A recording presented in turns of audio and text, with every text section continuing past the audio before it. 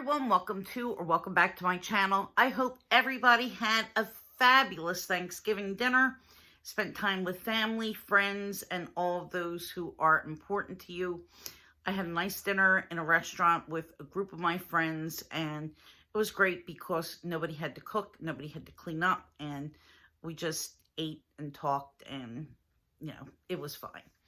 So today I have a really special collab with YotaStyle and Kevin Allen, and the three of us are going to be talking about our 2023 wish list, luxury wish list to be specific. Because of course, my number one wish always is health for myself, for my friends, happiness, no stress, all those things. Of course, health for my beloved tiger, and I mean, what more could you ask for? But today we're going to be focusing just on our luxury wish list because it's fun and it's nice to dream, and at some point some of these things may become a reality, and it's just something to strive for and something to occupy yourself during the year, and thinking back to your wish list when you go and make purchases, because let's face it, I mean, these things aren't the most important things in the world, and in the grand scheme of things, not important at all, but they do bring a little bit of joy into our lives, and they're things that we love and we look forward to, and why not have something to focus on if we're going to be buying anyway? That's how I look at it. So the first item on my luxury wish list, and excuse the glow because I'm going to be using my iPad to show you, because I can't stand sticking pictures here and there for myself. It usually winds up to be a problem because the picture moves and you don't actually get to see it. I haven't really gotten down how to put the picture in without having it kind of fade off and drift and not focus. So the first item I'll be using on my iPad to show you is a Fendi baguette. And, oh, it's not. It's this Gucci tote bag. I must have pressed something by accident. I love the Ophidia collection, guys. And I've had Gucci in the past. I have not had the best luck with the Gucci that I've chosen, just because the bags that I had, which were too many bags, didn't work out for me. But I adore my Ophidia vanity case, which is upstairs in my bedroom. I just love it to bits, and I've come to the conclusion that I really love the Ophidia line, and I would like to get a bag or two, and specifically, I would love to get this Ophidia tote. I think it's a great size. It's about as big as the Neverfull. It's really practical. It's something that I could use every day, use it for work and use it for travel. And I think that I would definitely get my wear out of it for sure. So the next bag that I have on my wish list, and believe me, there's not a lot of bags, is this Fendi baguette. And this is the tapestry baguette. Now, I know that sometimes tapestry bags aren't the most practical, and I've had some Dior oblique in the past. I had a couple of vintage pieces. I had a clutch bag, which, believe it or not, I thrifted for $1. And this was back in the early 2000s. It was an envelope clutch. It was lambskin lined, and it was the tapestry Dior oblique pattern on it. And it really didn't pull. There were a couple of areas that started to get fuzzy, but certainly if it was all lambskin and if it was taken care of, it would have been in better condition, because it was a light color and it had gotten a little bit discolored over time. But regardless, it was still beautiful. And I do think that this gray will probably wear really well. And I've actually touched this in the boutique, and I've looked at it and tried it on, and I don't think that this is the kind of tapestry that's going to get messy in a hurry. It really feels like it's substantial. It almost feels more like a technical fabric, if that makes sense. It's a really tight, strong weave. So I think that in the long run, that's definitely going to hold a little bit more of its newness for quite some time. I don't think that it's going to look worn in a hurry. At least I don't think so. So the next bag that I've recently, well, a couple of bags that I've recently fallen in love with. And I have to say, for Louis Vuitton, this is probably the only bag that I'm really, really lusting after. And that is the Carry-All PM. Thank you, Candy, because when I saw your review of it, I was like, oh, I have to put that on my wish list. This is definitely a bag that I would be into. Of all the newer bags, well, this and probably the Boulogne, I really think that this is just a perfect size. It's very practical. It's laid out well. It's easy to get in and out of. It's not fussy. It comes with a little pouch. And it's perfect for every day. I mean, this is just a fabulous, fabulous everyday bag. And I think it's a very classic design. So this Carry-All PM going on my wish list. On my wish list, in fact. Now, this next bag I saw recently on the Dior website. I am planning to hopefully see this in person. And excuse me, guys, it's been a very, very bad allergy day today. I digress. I saw this on the website. I don't know what it's going to be like in person, if it's really even going to be functional in person. And that's something that I have to see. Second of all, I'm hesitant to buy Dior new because Dior loses its value really quickly. Unless it's a Lady Dior. It seems like the Lady Diors definitely hold their value the most of any style because they haven't really changed very much. I mean, they've come up with micro sizes and different materials for the bag, but the bag itself has pretty much stayed steady. And I think that's the only reason why the Lady Dior holds its value better than other bags. I don't know that this is going to hold much value at all, and it's not really a bag, it's an SLG, but when I saw it, my mind was blown. It took all my self-control not to add it to cart and just order it. But yeah, so here it is. This is the Lady Dior top handle pouch with chain. I believe that's what it's called. And you can see it's got the Canage lambskin quilting. It's got this gorgeous chain with resin pearls that you can crossbody, or at least most people can crossbody. The chain, it's got the Dior jewelry, which is what they call their dangly Dior letters. It has a cinch top, and I just love a cinch top. And the top handle. It's supposed to be a practical size. It says it can hold any phone. I did show this to Winnie after I saw it because I knew that Winnie was just going to absolutely flip out. And she did. It's close to $2,000. I don't know if it's worth it, but yeah, it's still dancing around in my head. Can't kind of get my mind off of it. And I'm really trying to talk myself out of wanting this, but I do want it.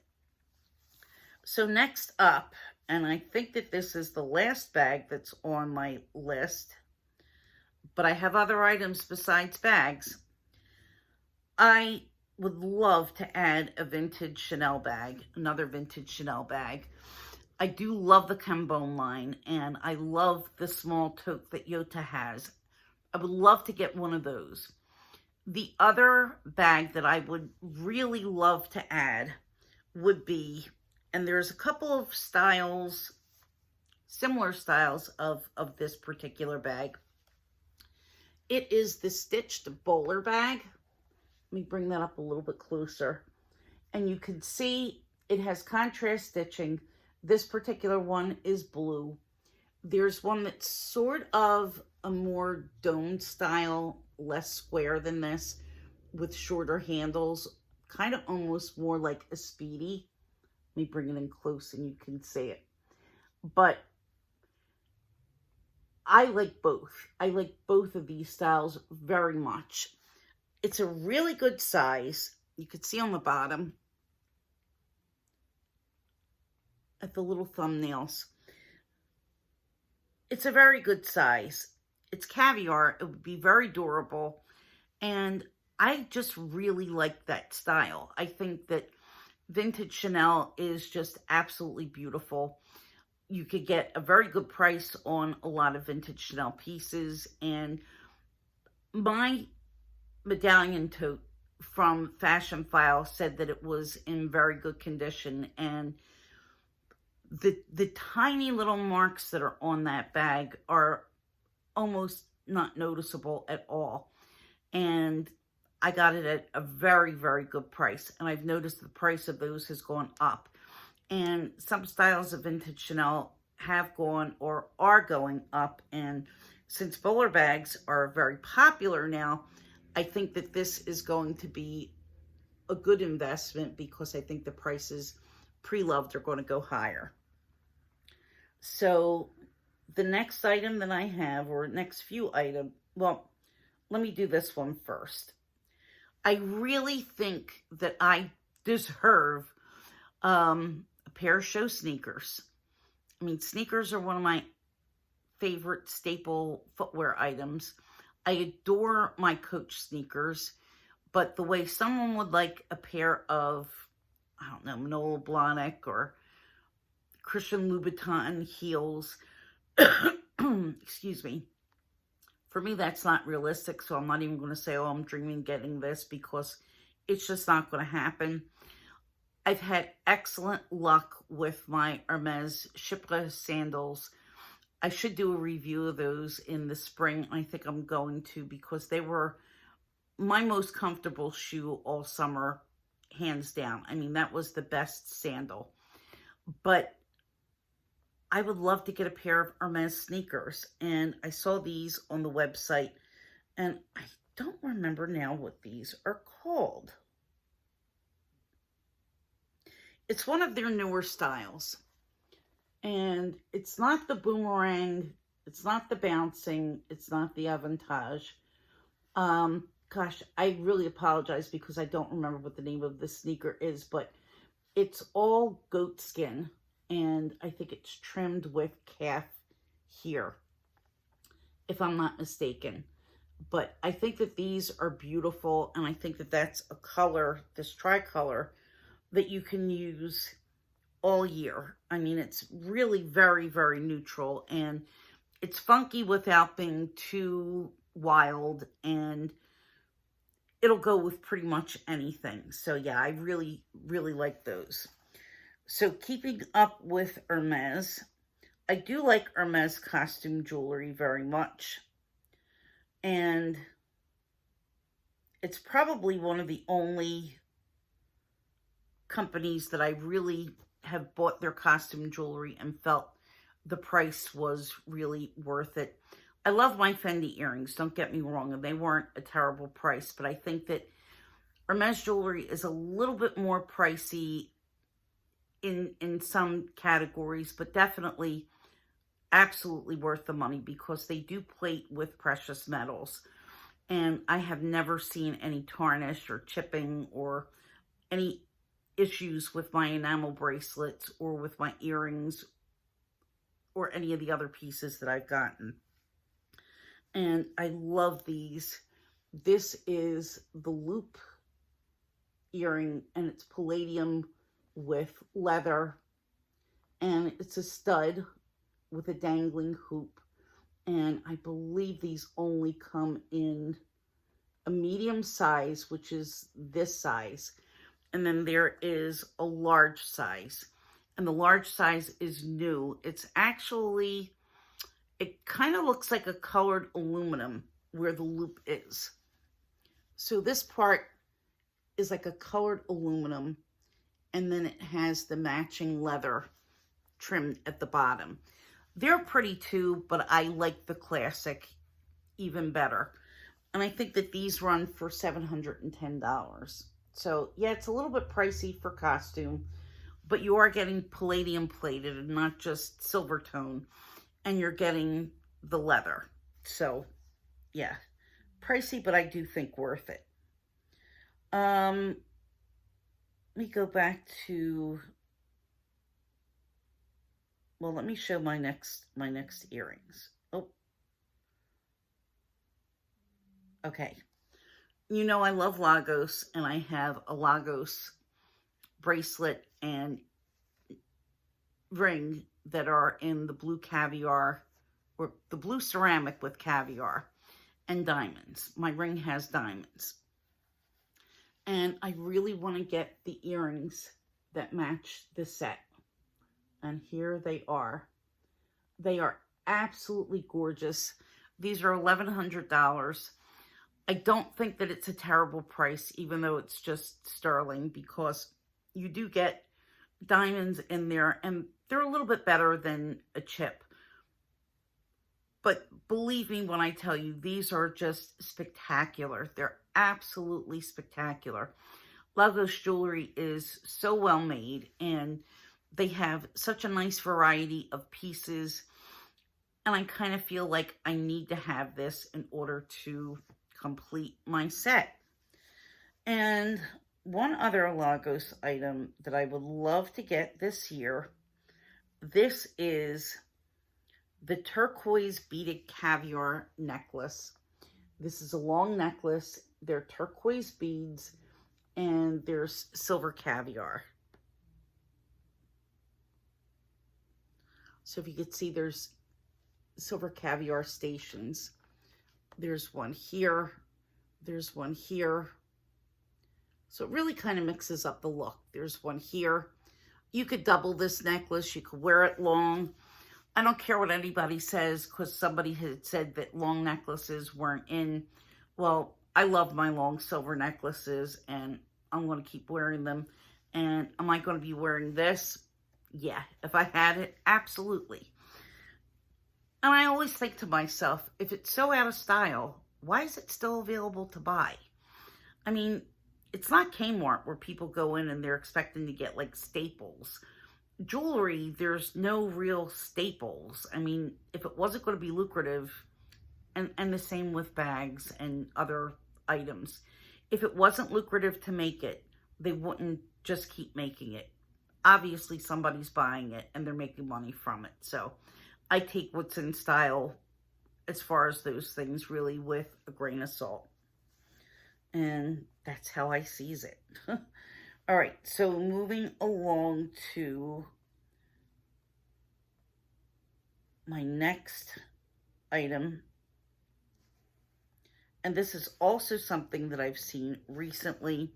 It's just a practical little thing, and it is from Dior. This is the only real SLG that I've looked at recently that I've said, gee, I really like that, and I'd like to add it to my collection.